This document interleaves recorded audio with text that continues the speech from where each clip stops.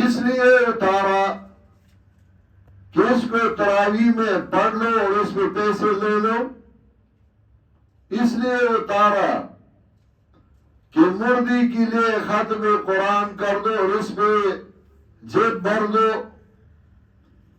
اس لیے اتارا کہ مردی کے ساتھ چارپائی میں رکھ دو اور قبر تک لے جاؤ تاکہ اس کی بخشش ہو جائے. اسی لیے اتارا کہ اس کے ذریعے لوگوں سے پیسے بٹورتے رہو. نہیں، قرآن کریم کی نزول کی حکمت حضرت شیخ القرآن نے لکھا ہے. اس لیے لِتُخْرِجَ النَّاسَ مِنَ الظُّلُمَاتِ الْغَوَائِدِ إِلَى نُورِ التَّوْحِيدِ. اس لیے اللہ تعالیٰ نے قرآن کریم کو اتارا کہ لوگوں کو شرک کے گٹاڈوب اندھیروں سے نکالے اور لوگوں کو توحید کی طرف لے آئے. اور اسی لیے اتارا کہ جنہوں نے توحید کو مانا ان کو بشارت دو اور جنہوں نے انکار کیا ان کو ڈراؤ کہ تم انکار کرتے ہو تمہارا ٹھکانہ جہنم ہوگا. دنیا میں بھی عذاب ہوگا اور آخرت میں بھی عذاب ہوگی. حکمت نزول قرآن کریم لِتُخْرِجَ النَّاسَ مِنَ الظُّلُمَاتِ إِلَى النُّورِ. اسی لیے کہ لوگوں کو گٹاڈوب اندھیروں سے نکالو. سورہ ابراہیم آیت نمبر 1 نکالے تو اللہ تعالیٰ نے ادھر حکمت نزول بیان فرمائے. سورہ ابراہیم آیت نمبر 1.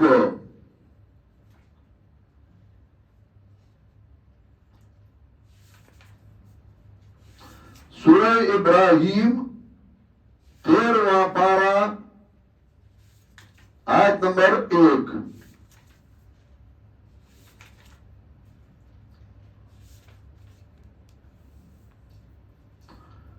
الف لام را کتاب انزلناه الیک لتخرج الناس من الظلمات الى النور بإذن ربهم إلى صراط العزيز الحميد. کتاب تنوین للتعظیم، کتاب یعنی عظیم الشان کتاب، بہترین کتاب، شان والی کتاب. کتاب انزلناه الیک، یہ عظیم شان کتاب ہے، نازل کیا ہے ہم نے اس کو تمہاری جانب. کس لیے؟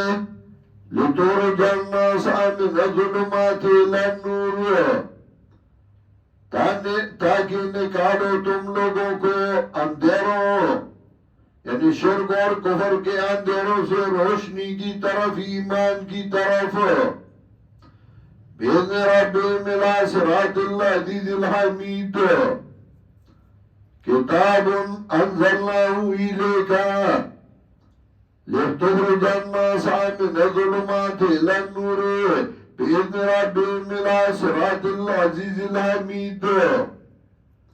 لیکن تب اندھیروں سے نکالو گے کہ اس قرآن کریم میں تدبر اور سوچ کیا جائے. اس آیت کا مقصد کیا ہے؟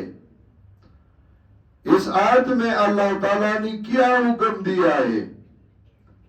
اس آیت میں اللہ تعالیٰ نے کیا بیان فرمایا ہے؟ اسی وجہ سے سورہ صاد آیت نمبر 29 نکالے تو ادھر اللہ نے فرمایا، سورہ صاد آیت نمبر 29، کتاب انزلناه الیک مبارک لیدبروا آیاتہ ولیتذکر اولو الالباب. کتاب انزلناه الیک مبارک، یہ قرآن کریم میں بابرکت کتاب ہے جس کو ہم نے آپ پر اس واسطے نازل کیا ہے کہ لوگ اس کی آیات میں غور کریں تاکہ اہل دانش اسے نصیحت قبول کر لیں،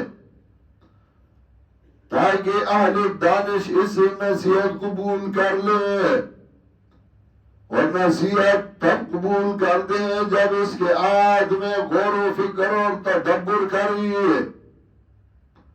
غور و فکر اور تدبر نہ ہو، صرف قاری صاحب ہو، صرف حافظ صاحب ہو، قرآن کریم کے معنی اور مقصد کو نہیں سمجھتا، وہ کیسے تدبر کرے؟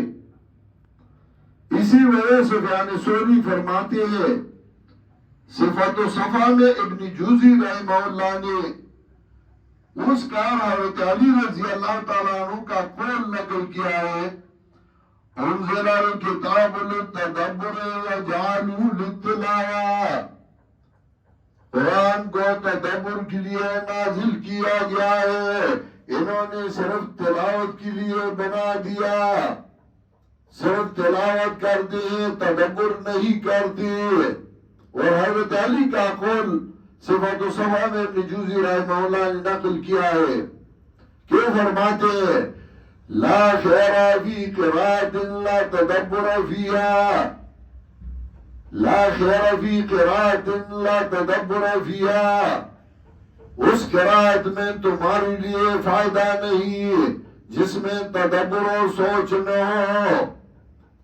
قرآن کریم کی آیت میں تدبر اور سوچ کرنا چاہیے تاکہ تم اس کے علم اور حکمت اور معانی کو سمجھے، اور اسی وجہ سے علامہ قرطبی نے لکھا ہے وفی ھذا دلیل علی وجوب معرفت بمعانی القرآن، اس آیت میں دلیل ہے اس بات کی وجوب پر کہ قرآن کریم کی معانی کا معرفت اور معانی کو سمجھنا ضروری ہے۔ تم تو قرات کرتے ہو، تمہیں یہ پتا ہے کہ یہ لفظ کیسا بولا جاتا ہے، لیکن معانی اور مقصد نہیں سمجھتے۔ بہت سے قاری صاحبان ہیں جنہوں نے حفظ اور قرات تو کیا ہے لیکن قرآن کریم کے معانی کو نہیں سمجھتے، اور بس انہوں نے وہ قرات یہ کافی سمجھائے۔ نہیں، قرآن کریم کی معانی کا سمجھنا واجب ہے، ضروری ہے۔ قرآن کریم کے نہ سمجھنے کو نہ عوام گناہ سمجھتے ہیں، نہ علماء گناہ سمجھتے ہیں، نہ قاری صاحبان گناہ سمجھتے ہیں۔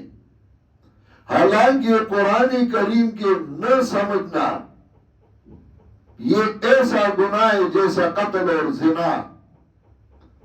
قرآن کریم کے معانی اور مفہوم کو سمجھنا چاہیے۔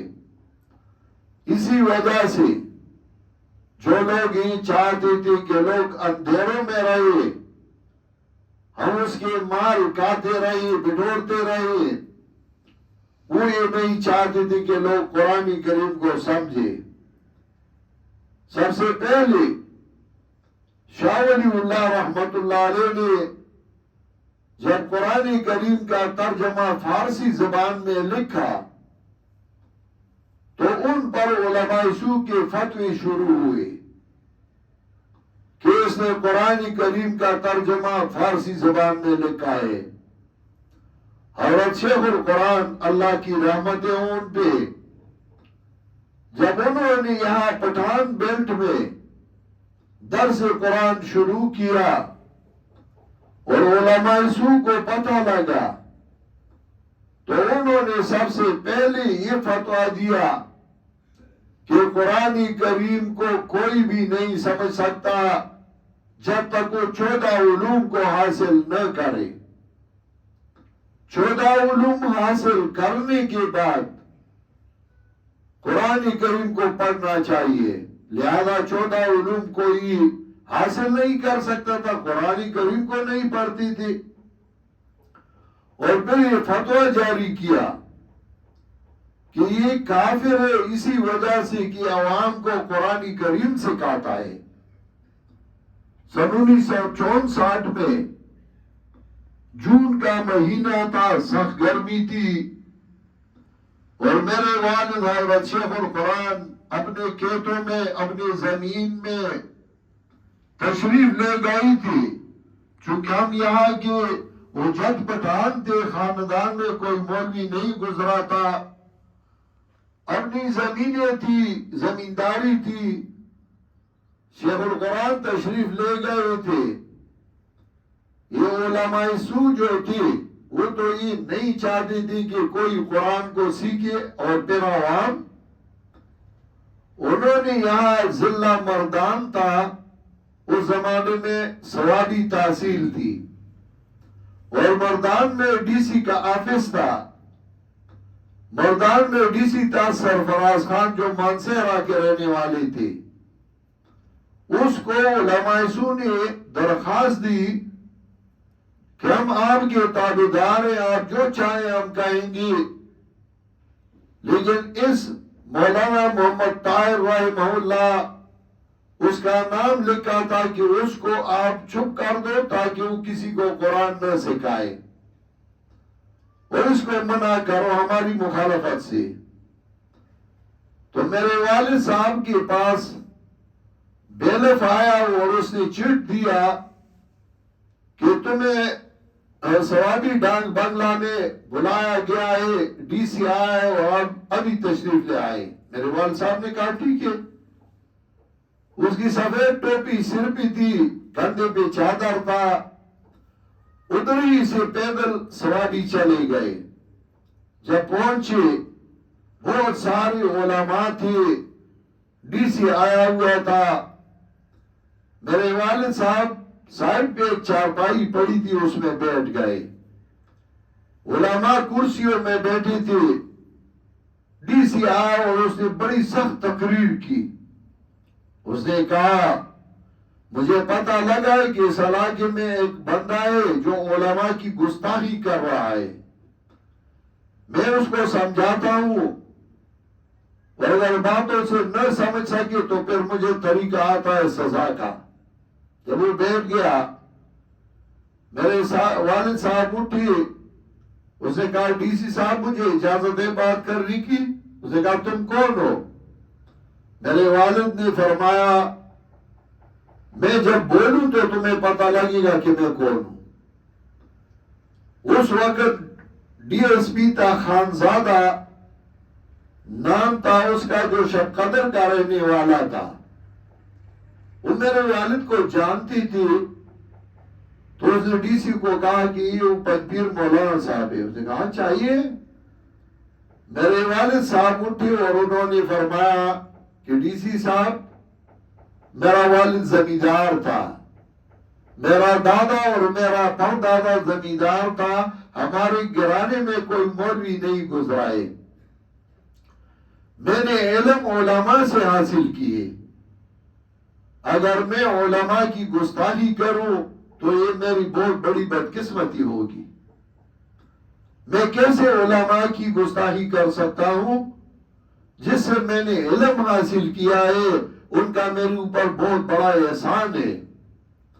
لیکن اگر ایک ڈاکو پولیس کی وردی پہن لے اور پھر ڈاکہ ڈالے تو تم لوگ ان کو 2 سزائیں دیتے ہیں. ایک سزا ڈاکے کا، چوری کا، اور دوسری سزا پولیس کی وردی استعمال کی اور یہ غلط کام کیا تو تم سزا دیتے ہو.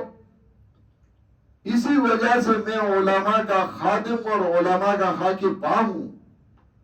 لیکن یہ جو سامنے بیٹھے ہیں یہ علماء نہیں، انہوں نے علماء کی وردی پہنی ہوئی ہے. اگر یہ علماء ہو تو میں ان سب سے ایک آیت کا پوچھتا ہوں، ایک سورت کا پوچھتا ہوں، یہ مجھے جواب دے. علماء نے شور مچایا.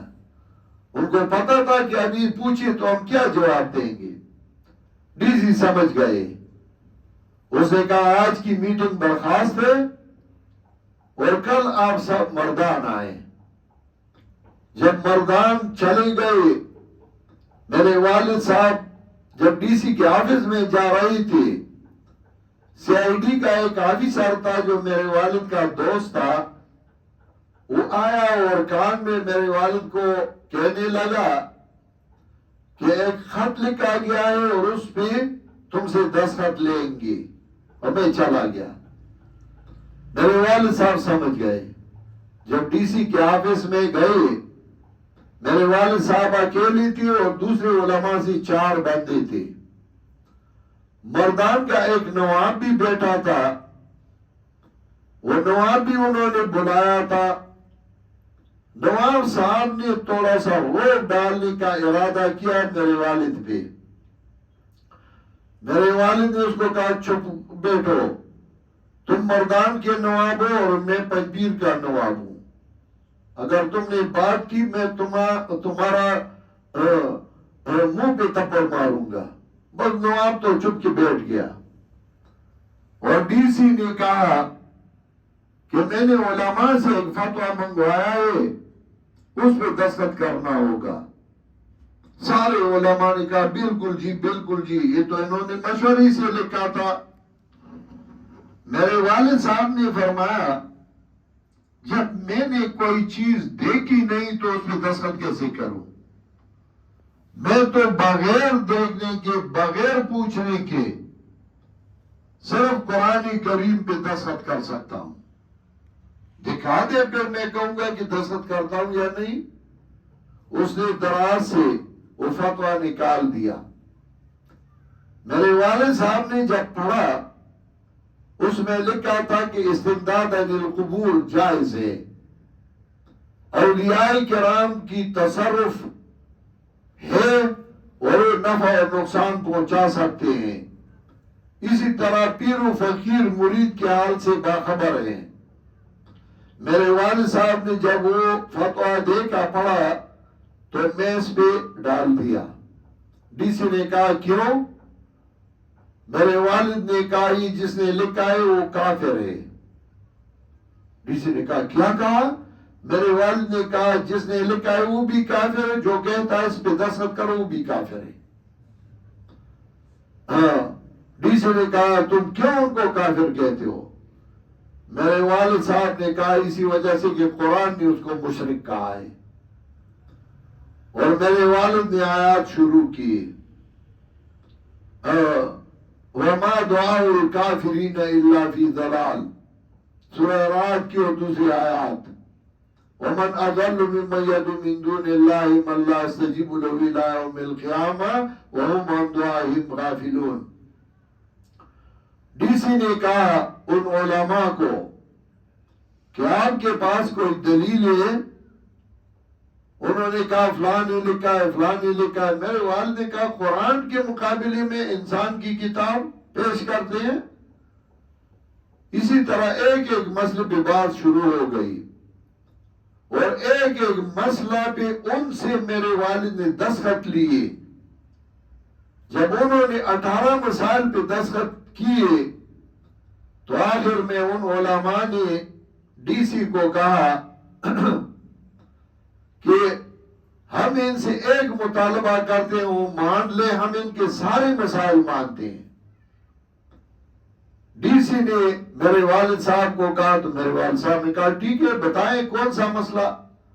انہوں نے کہا کہ ان کو چاہیے کہ عوام کو قرآن کریم نہ سکھائے، بس ایک ہی مسئلہ ہمارا مان لے، ہم ان کے سارے مسائل مانتے ہیں، کیونکہ عوام قرآن کریم کو سیکھتے ہیں، پھر جہاں بھی بحث ہو تو قرآن کریم کی آیات پیش کرتے ہیں اور ہم ذلیل و رسوا ہو جاتے ہیں، تو ان کو آپ سمجھائے کہ قرآن کریم کو عوام کو نہ سکھائے۔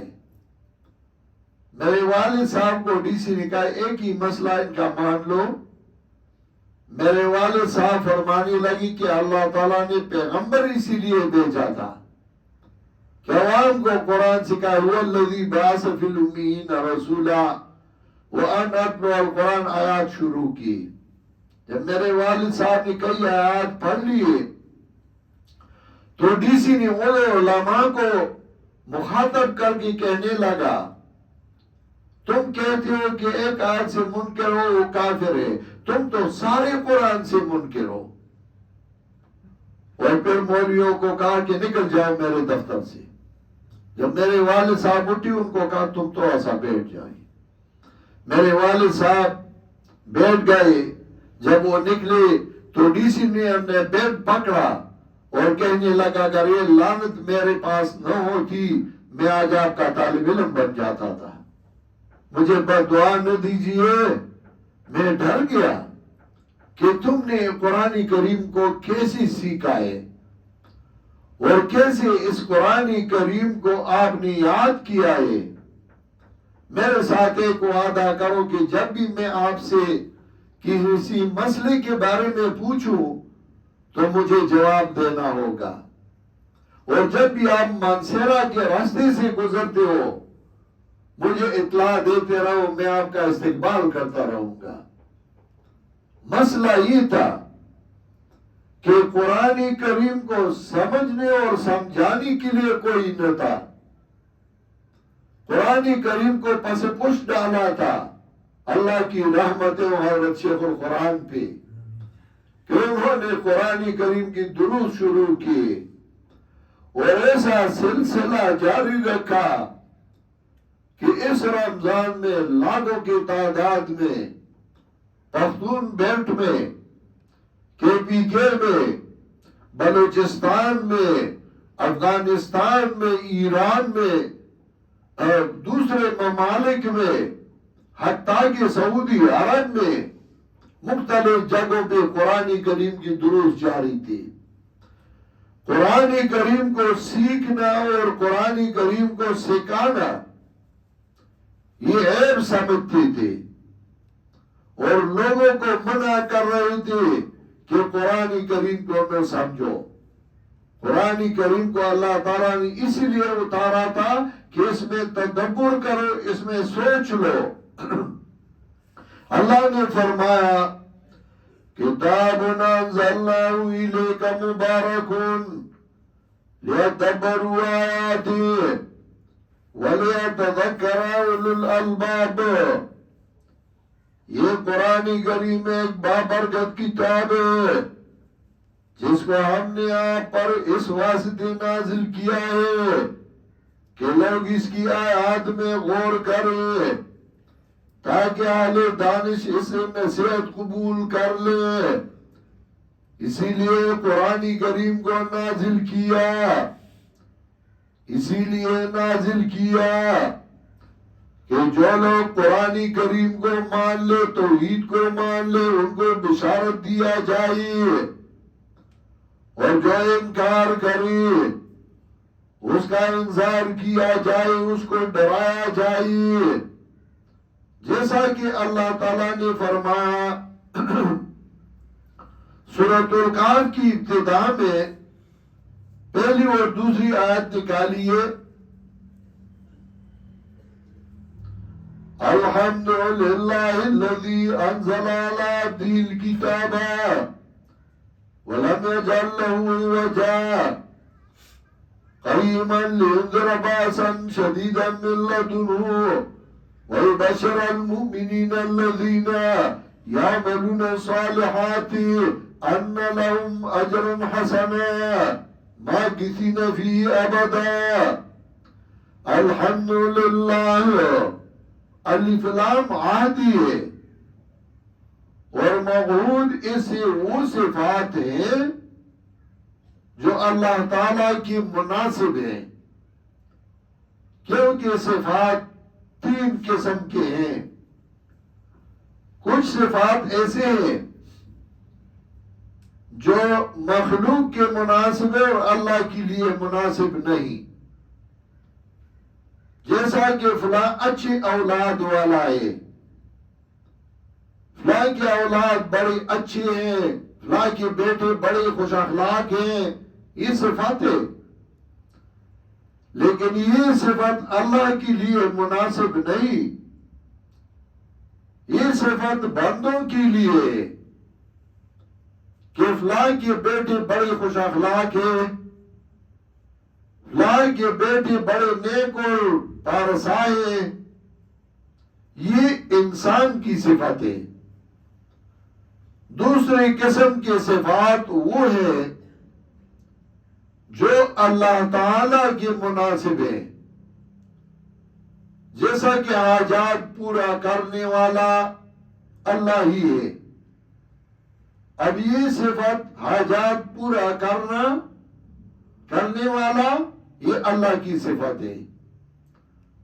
متصرف فی کل شیء یہ اللہ کی صفت ہے۔ عالم الغیب یہ اللہ کی صفت ہے، یہ مخلوق کے لیے ناجائز ہے۔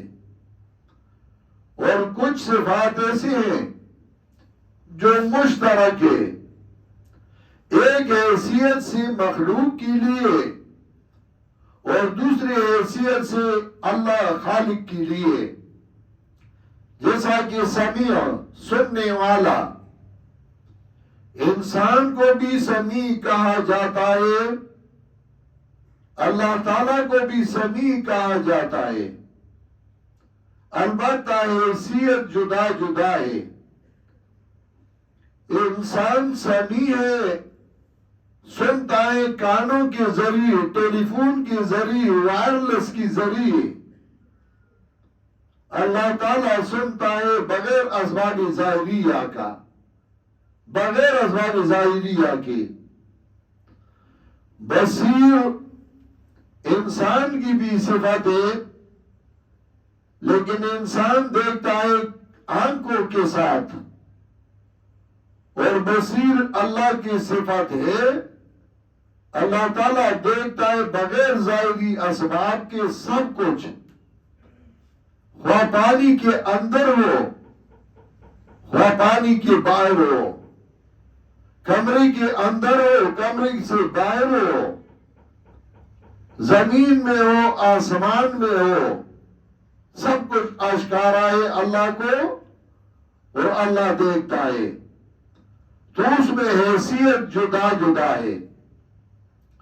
ادھر الحمدللہ میں الف لام عادی اور موعود وہ صفات ہیں جو اللہ کے مناسب ہیں۔ دلیل اس پہ کیا ہے؟ دلیل یہ کہ للہ میں لام جاروا ہے، اور سید سند نے لکھا ہے کہ لام جاروا للاختصاص ہے، لام جاروا للاختصاص آتا ہے۔ تو اگر آپ یہ کہیں کہ ساری تعریفیں اللہ ہی کے لیے، تو ساری تعریفیں تو نہیں ہے، کچھ ایسی تعریفیں بھی ہیں جو انسانوں کے لیے ہے۔ ہاں اگر تم یہ کہتے ہو کہ ساری وہ تعریفیں جو اللہ کے مناسب ہے، پھر ٹھیک ہے، اللہ ہی کی دیے ہے، تو مانا یہ الحمدللہ الذی انزل علی عبدہ الکتاب، الوہیت کی سب تعریفیں اللہ کے لیے ہے جس نے اپنے بندے پر ہی کتاب نازل کی۔ وَلَمْ يَجْعَلْ لَهُ عِوَجًا، اور اس کتاب میں ذرا سی بھی کوئی کجی نہیں رکھی۔ وَلَمْ يَجْعَلْ لَهُ عِوَجًا قَيِّمًا لِيُنذِرَ بَأْسًا شَدِيدًا مِّن لَّدُنْهُ، بالکل سیدھی اور ٹھیک اتاری۔ ایسو کلاس کلاس کریے کار بھی سکئی دیتے چاہے دی ہاسے بارا میں